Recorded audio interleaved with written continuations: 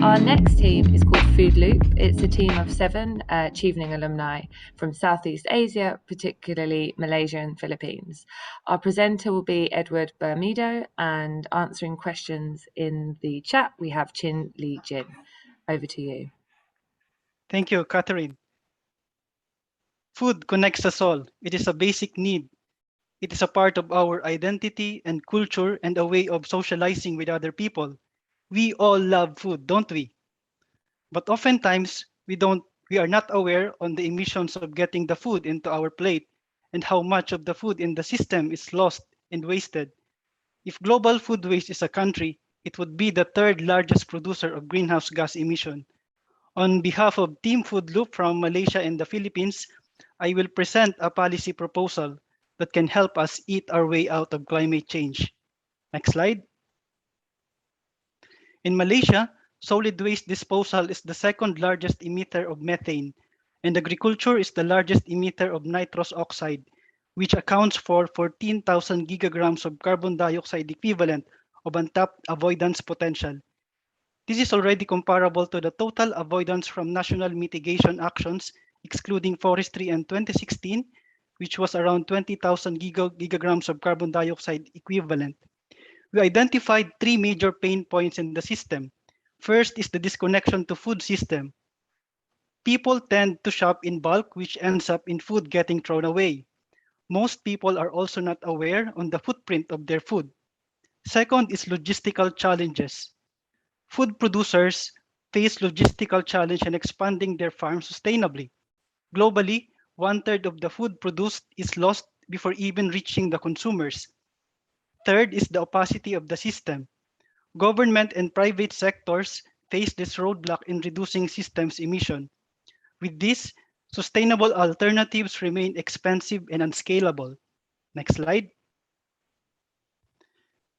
In order to address the emission and pain points in the system, our team proposes the National Food Policy, emphasizing food systems rather than focusing on individual sectors.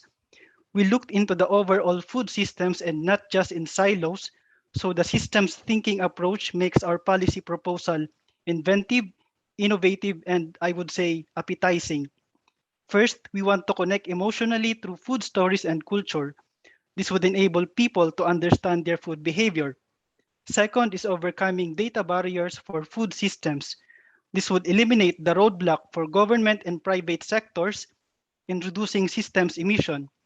Third is food waste diversion with circular strategies. Whether at the upstream supply chain or in the community, this would ensure that we make the most out of the available food to meet societal needs. And lastly is the recovery of idle and degraded agriculture soil to regenerative practices. This would demonstrate that sequestration could be done at scale. Next slide. Our proposed national policy could result to net positive impact on climate and SDGs. We believe that mitigation isn't just about net zero, it's about net positive. Based on data in Malaysia alone, the mitigation impact potential could be at least 14,000 gigagrams of carbon dioxide equivalent of emission avoidance and the potential food waste diversion of 17,000 tons per day. The policy can also result to higher self-sufficiency, food security, reduced malnutrition, reduced water consumption, net inflow of investment, and jobs creation. The impact can also be extended beyond Malaysia. The policy can be implemented yet localized in other developing countries such as the Philippines. Next slide. Using Malaysia as the case study, the implementation mandate for the proposed policy will be from the Economic Planning Unit in the Ministry of Finance. This would be the key to move the states into cohesive action. The key ministries with high influence on the proposed policy are the Ministry of Health, Agriculture, International Trade, Domestic Trade, and Tourism. We envision that the policy could extend beyond this hackathon, so the adoption could be in 2022 with several reviews thereafter, and the policy review will be conducted in 2040 to evaluate the relevance of the policy. Next slide. To conclude, compartmentalizing climate change responses was previously not successful. Hence, broader policies that integrate social impacts such as our national food policy is crucial. We invite you to partake with us, and together, let us eat our way out of climate change. Thank you. I'll be Thank glad you. to answer some questions. Great. Thanks, Edward. Another wonderful presentation. Judges, do we have a question?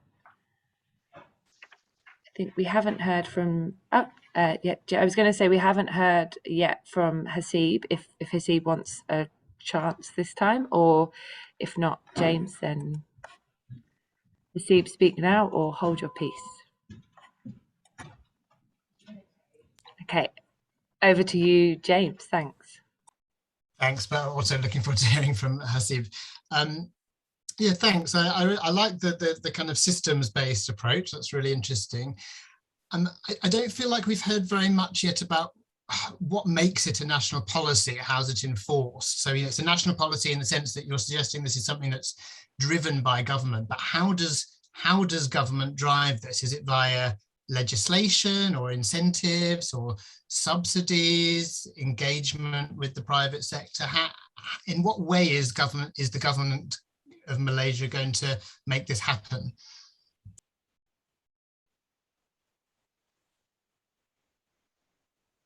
Hello? Yeah, we can hear you, Edward.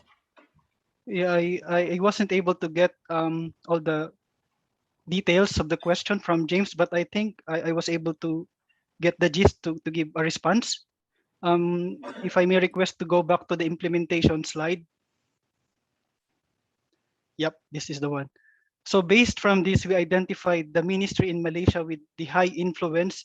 We mapped them all in terms of high influence and interest on the proposed policy.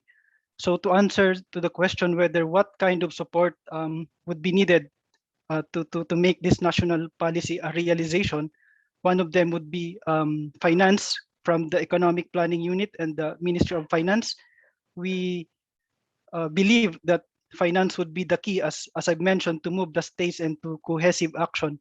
So other than the top ministries that would support the implementation of the proposed policy, we also identified the sectors in the community that could, from bottom-top approach that could, we intend to create an ecosystem to support this policy and make it happen.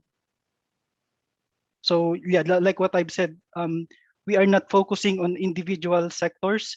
So we want to tap and get support from different members as well of the community and the system as a whole. Thanks very much. Great. A couple of questions coming into the chat there, so do pop over there to answer. Thanks for that presentation.